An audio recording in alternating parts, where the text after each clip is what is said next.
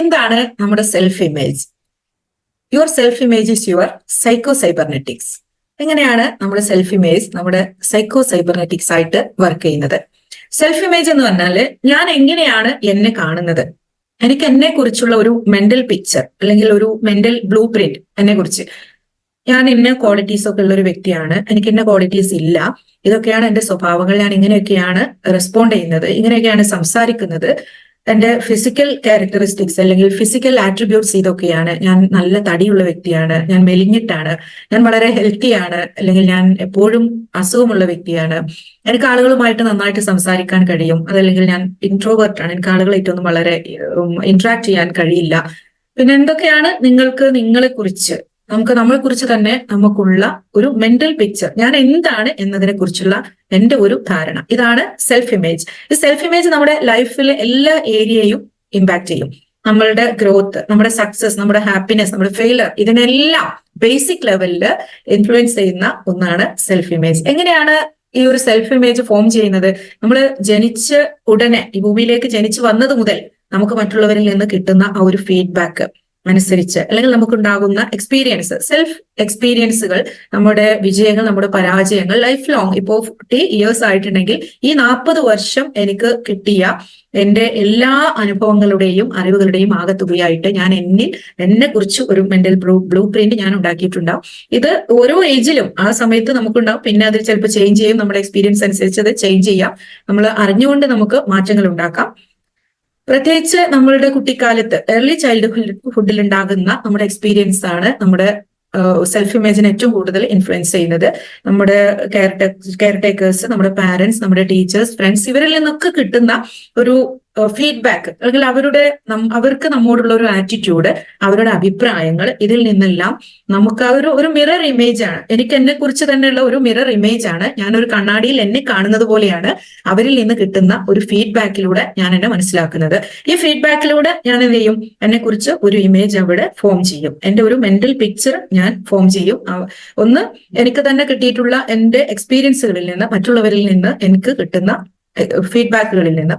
ഈ self image already ഞാൻ എന്നെ കുറിച്ച് ക്രിയേറ്റ് ചെയ്തിട്ടുള്ള സെൽഫ് ഇമേജിന്റെ ബൗണ്ടറീസിൽ നിന്നുകൊണ്ട് മാത്രമാണ് പിന്നെ ഒരാൾക്ക് ഓപ്പറേറ്റ് ചെയ്യാൻ പറ്റുക. അതനുസരിച്ച് മാത്രമേ പിന്നെ അയാൾ വർക്ക് ചെയ്യുള്ളൂ.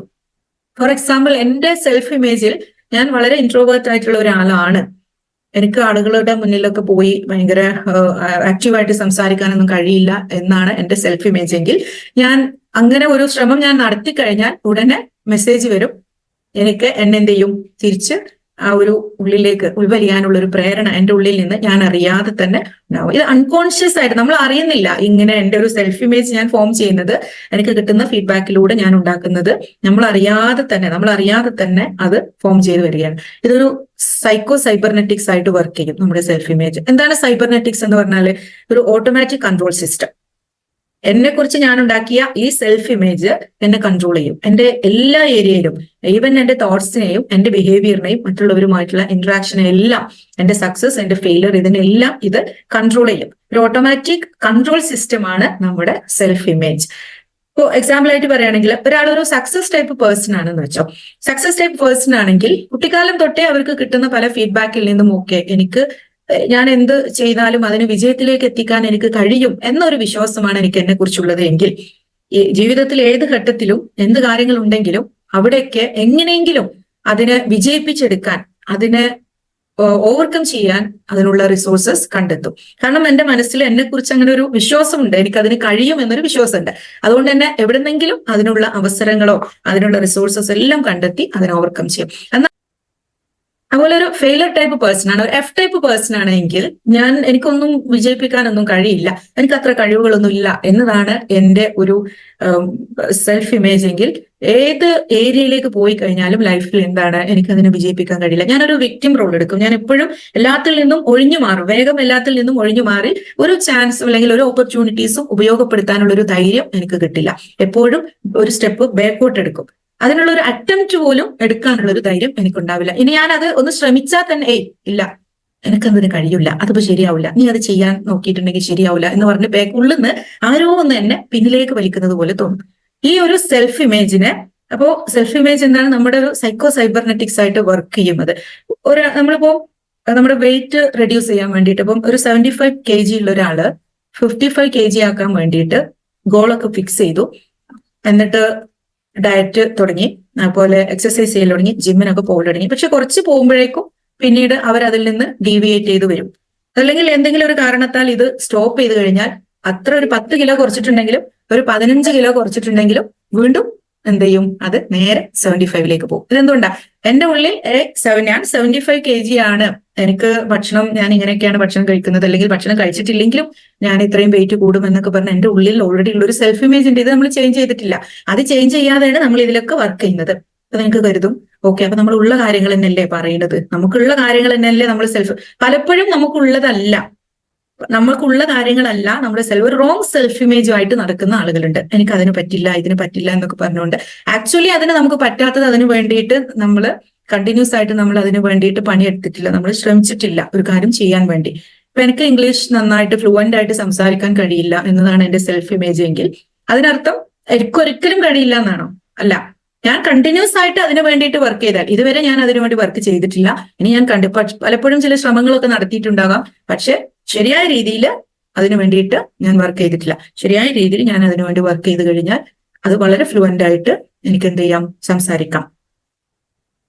ഇനി നമുക്ക് നമ്മുടെ സെൽഫ് ഇമേജ് ചേഞ്ച് ചെയ്യണം. നമുക്ക് ഇപ്പോ ഞാൻ ആരാണ്, എന്താണ് എന്റെ സെൽഫ് ഇമേജ് എന്ന് മനസ്സിലാക്കി ഇനി എങ്ങോട്ടേക്കാണ് എന്നെ ഡെവലപ്പ് ചെയ്യേണ്ടത്, എന്റെ സെൽഫ് ഇമേജ് എവിടെയൊക്കെയാണ് എനിക്ക് ചേഞ്ചസ് കൊണ്ടുവരേണ്ടത് എന്ന് ഐഡന്റിഫൈ ചെയ്ത് കഴിഞ്ഞാൽ നമുക്ക് അതിന് ഒരു കൃത്യമായിട്ട് ഗോളൊക്കെ ഫിക്സ് ചെയ്ത് അതിനുവേണ്ടി വർക്ക് ചെയ്ത് കഴിഞ്ഞാൽ തീർച്ചയായിട്ടും സെൽഫ് ഇമേജ് നമുക്ക് ചേഞ്ച് ചെയ്യാം. തീർത്തും പുതിയൊരാളായിട്ട് നമുക്ക് മാറാൻ കഴിയും. പക്ഷെ അതിന് നമുക്ക് കുറച്ച് വർക്ക് ചെയ്യണം.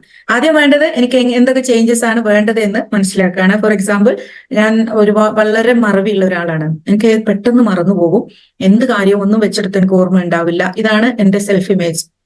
പല കാരണങ്ങൾ കൊണ്ട് ഈ ഒരു മറവി എന്നിലേക്ക് വന്നതാവാം. അങ്ങനെ ഇപ്പോ എന്റെ എന്നെ കുറിച്ചുള്ള ഒരു ധാരണ, ഞാൻ വളരെ വലിയ മറവിക്കാരിയാണ്, എനിക്കൊന്നും ഓർമ്മ വരില്ല. ഇവിടെ നമുക്ക് എന്താണ് ചേഞ്ച് ചെയ്യേണ്ടത്? എനിക്ക് എന്ത് കാര്യങ്ങളുണ്ടെങ്കിലും വളരെ കൃത്യമായിട്ട് അത് ഓർക്കാൻ കഴിയണം. എന്റെ മെമ്മറി ഇംപ്രൂവ് ചെയ്യണം എന്നതാണ് എന്റെ ന്യൂ സെൽഫ്, എനിക്ക് ഡെവലപ്പ് ചെയ്ത് കൊണ്ടുവരേണ്ട ന്യൂ സെൽഫ്. അപ്പൊ നമ്മൾ എന്ത് ചെയ്യണം? ഒരു 3 month ഒരു ടൈം നമ്മൾ ഫിക്സ് ചെയ്യണം. 3 to 6 month ടൈം ഫിക്സ് ചെയ്യണം. എന്നിട്ട് എവിടെയാണ് നമുക്ക് ഈ ഫോക്കസ്, നമ്മുടെ മെമ്മറി ഒക്കെ ഇംപ്രൂവ് ചെയ്യാൻ ആവശ്യമായ എക്സർസൈസുകൾ നമ്മൾ ചെയ്യണം. ഇത് ഡെയിലി നമ്മൾ ചെയ്യുന്ന ഈ ഒരു 3 month കൊണ്ട് നമുക്ക് എത്തേണ്ട ഗോളിലേക്ക് നമ്മൾ ഡെയിലി ചെയ്യുന്ന ഒരു സ്മോൾ സ്റ്റെപ്സിലാണ് നമ്മൾ ഫോക്കസ് ചെയ്യേണ്ടത്. ആ സ്മോൾ സ്റ്റെപ്സ് ഡെയിലി കണ്ടിന്യൂസ്ലി നമ്മൾ അതിൽ വർക്ക് ചെയ്യുമ്പോൾ തീർച്ചയായിട്ടും 3 month കഴിയുമ്പോഴേക്കും നമ്മൾ അവിടെ എത്തിയിട്ടുണ്ടാവും. അപ്പൊ അതിനെ നമുക്ക് ഒന്നും കൂടി സ്ട്രെങ്തൻ ചെയ്യാൻ എന്താണ്, നമ്മൾ അതിൽ നിന്ന് ഡീവിയേറ്റ് ചെയ്ത് പോവാതിരിക്കാൻ ഫസ്റ്റ് നമ്മൾ പുതിയ ആ ഒരു സെൽഫ് ഇമേജിന്റെ പിക്ചർ ആദ്യം നമ്മൾ കൊടുക്കണം. അതിന്റെ ഒരു ബ്ലൂ പ്രിന്റ് നമ്മൾ കൊടുക്കണം നമ്മുടെ മൈൻഡിന്. അപ്പോഴാണ് പിന്നെ നമ്മൾ ഈ അതിലേക്കുള്ള ഒരു സ്റ്റെപ്സിൽ നിന്ന്, ആ ഒരു റൂട്ടിൽ നിന്ന് ഡീവിയേറ്റ് ചെയ്ത് പോവാതെ നമുക്ക് എന്ത് ചെയ്യാം, അതിലൂടെ നമുക്ക് പോകാൻ കഴിയും. അപ്പൊ ആ ബ്ലൂ പ്രിന്റ് എങ്ങനെ നമുക്ക് കൊടുക്കാം? ഒരു മെന്റൽ പിക്ചർ ആദ്യം എല്ലാ കാര്യങ്ങളും വളരെ നന്നായിട്ട് ഓർക്കുന്ന ഒരു വ്യക്തിയായിട്ട് നമ്മൾ ഇമാജിൻ ചെയ്യണം. ഇമാജിൻ ചെയ്യുക, അതുപോലെ അതേ കൂടെ തന്നെ അഫർമേഷൻസ് കൊടുക്കുക. ഇത് ഡെയിലി കൊടുക്കണം. ഈ ഇമാജിനേഷൻ എന്ന് പറഞ്ഞാൽ വിഷ്വലൈസേഷൻ എക്സസൈസ് നമ്മൾ പഠിച്ചു. ആ വിഷ്വലൈസേഷനിൽ നിങ്ങളുടെ ന്യൂ സെൽഫിൽ നിങ്ങൾക്ക് എന്താണോ ആവേണ്ടത് ആ വ്യക്തിയെ നിങ്ങൾ എന്ത് ചെയ്യണം, വിഷ്വലൈസ് ചെയ്യണം. അതുപോലെ അഫർമേഷനിലും ഈ എന്താണോ വേണ്ടത് അത് നമ്മൾ ആഡ് ചെയ്യുന്നതോടുകൂടി ഡെയിലി ഈ ന്യൂ പിക്ചർ നമ്മുടെ മൈൻഡിൽ നമ്മൾ സെറ്റ് ചെയ്യണം. ഈ ന്യൂ സെൽഫ് ഇമേജിനെ നമ്മൾ സെറ്റ് ചെയ്യുന്നതോടുകൂടി അതിലേക്ക് നമ്മൾ വർക്ക് ചെയ്യുന്ന ആ ഒരു റൂട്ടിൽ നിന്ന് ഡീവിയേറ്റ് ചെയ്യാതെ നമുക്ക് കൃത്യമായിട്ട് അത് ചെയ്ത് മുന്നോട്ട് പോകാൻ നമുക്ക് കഴിയും. എന്റെ ദേഷ്യം കുറക്കണം. ഇതാണ്, ഞാൻ വളരെ ദേഷ്യക്കാരിയാണ്, എന്റെ ദേഷ്യം കുറക്കണം. എനിക്ക് വളരെ കാമായിട്ട് വളരെ റിലാക്സ്ഡ് ആയിട്ടുള്ള ഒരു പേഴ്സൺ ആവണം. ഇതാണ് എനിക്ക് എന്റെ ന്യൂ സെൽഫിൽ എനിക്ക് ഡെവലപ്പ് ചെയ്ത് കൊണ്ടുവരേണ്ടത്. അങ്ങനെയാണെങ്കിൽ എന്ത് ചെയ്യണം? ആദ്യം ആ കാമായിട്ടുള്ള റിലാക്സ് ആയിട്ടുള്ള എന്നെ എനിക്ക് വിഷ്വലൈസ് ചെയ്യാൻ കഴിയണം. പിന്നീട് അതിന് വേണ്ട സ്മോൾ ആക്ടിവിറ്റീസ്, ചെറിയ സ്മോൾ ആക്ഷൻ സ്റ്റെപ്സ് എന്റെ ഡെയിലി റൂട്ടീനിൽ ഞാൻ ആഡ് ചെയ്യാം. ഇനി എന്റെ വെയിറ്റ് ഒരു 85 നിന്നും എനിക്ക് 60 കൊണ്ടുവരേണ്ടതെങ്കിൽ ഞാൻ എന്ത് ചെയ്യണം? ഫസ്റ്റ് 60 kg എന്നെ എനിക്ക് കാണാൻ കഴിയണം എന്റെ മെന്റൽ പിക്ചറിൽ. അപ്പോഴാണ് അതിലേക്ക് എന്നെ കൊണ്ടുവരാൻ എനിക്ക് ഈസി ആയിട്ട് കൊണ്ടുവരാൻ കഴിയുള്ളൂ. അപ്പോൾ ബാക്കി കാര്യങ്ങളൊക്കെ അതിനനുസരിച്ചിട്ട് നമ്മൾ പ്ലാൻ ചെയ്യുന്നു. ആ സ്റ്റെപ്സിലൂടെ ഡെയിലി മുന്നോട്ട് പോകുന്നു. അവിടെ നമുക്ക് കുറച്ചും കൂടെ ഈസി ആയിട്ട് നമുക്ക് എത്താൻ കഴിയും. ഈ മെന്റൽ പിക്ചർ നമ്മൾ ചേഞ്ച് ചെയ്തിട്ടില്ല, നമ്മുടെ സെൽഫ് ഇമേജ് നമ്മൾ ചേഞ്ച് ചെയ്തിട്ടില്ല എന്നുണ്ടെങ്കിൽ വളരെ വളരെ സ്ട്രോങ് ആയിട്ട് റെസിസ്റ്റൻസ് വരും.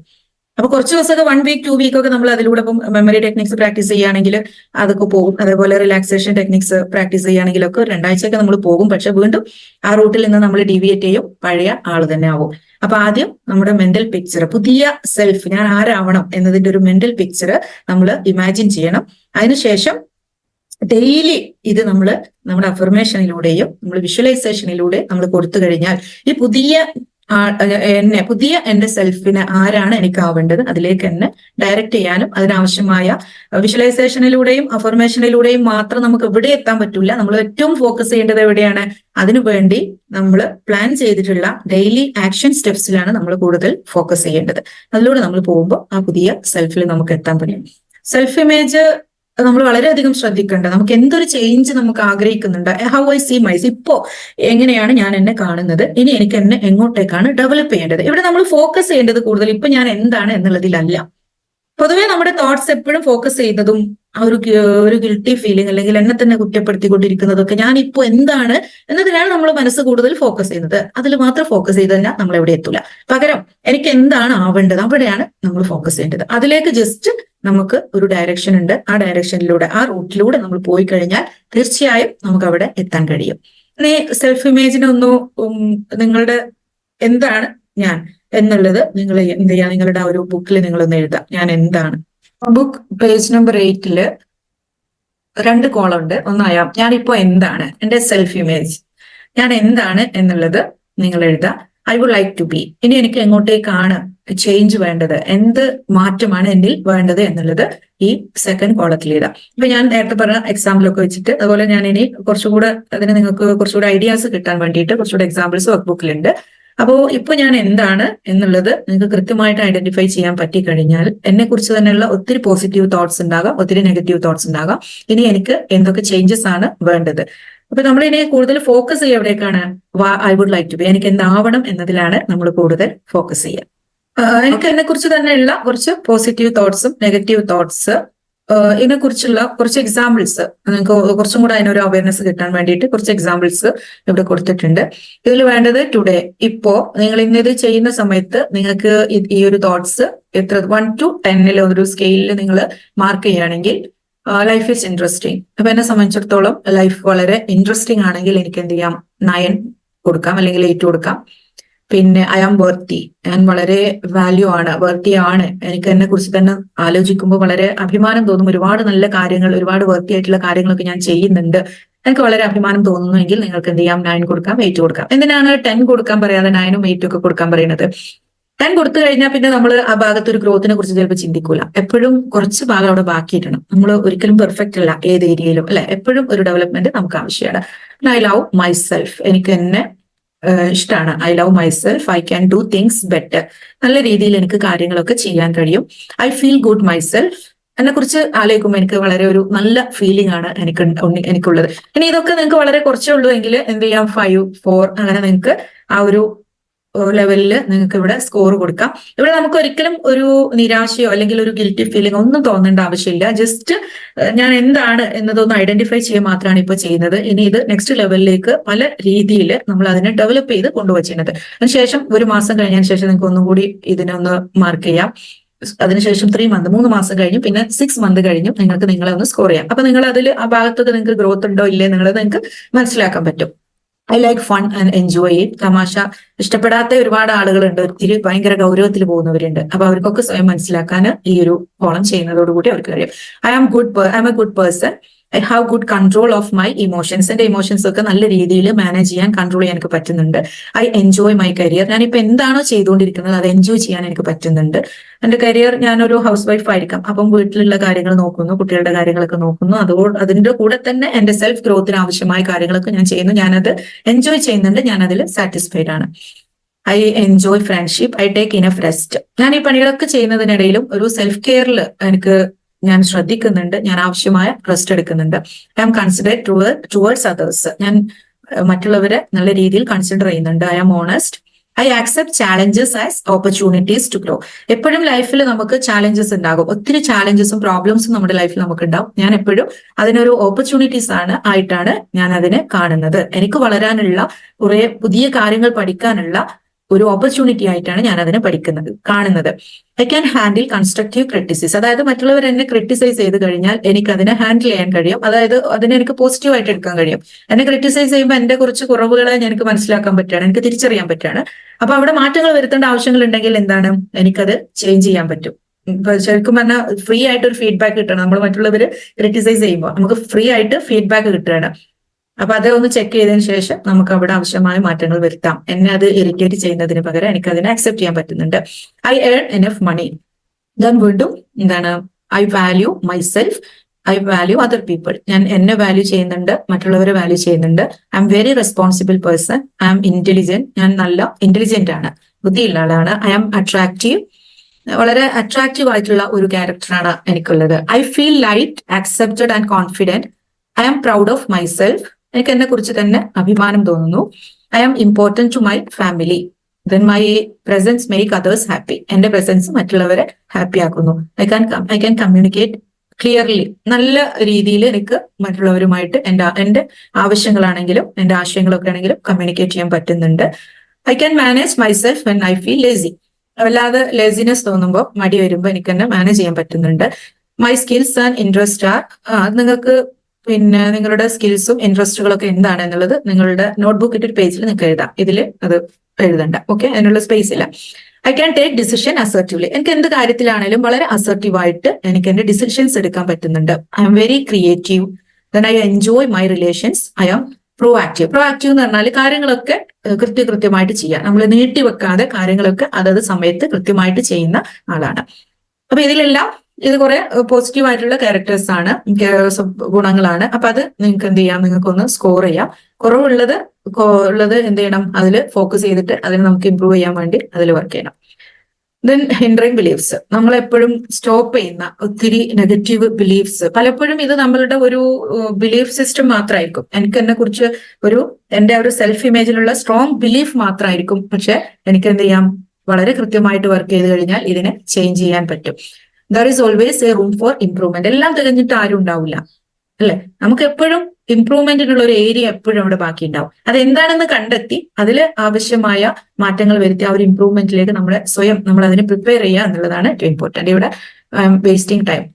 ഞാൻ ഒത്തിരി സമയം മൊബൈലിലോ അതല്ലെങ്കിൽ ഉറങ്ങിയിട്ടും മൊബൈലിൽ ഇരുന്നിട്ടും വെറുതെ സംസാരിച്ചിട്ടും ഫോൺ വിളിച്ച് മറ്റുള്ളവരോട് സംസാരിച്ചിട്ടൊക്കെ ഒത്തിരി സമയം ഞാൻ വേസ്റ്റ് ചെയ്യുന്നുണ്ട്.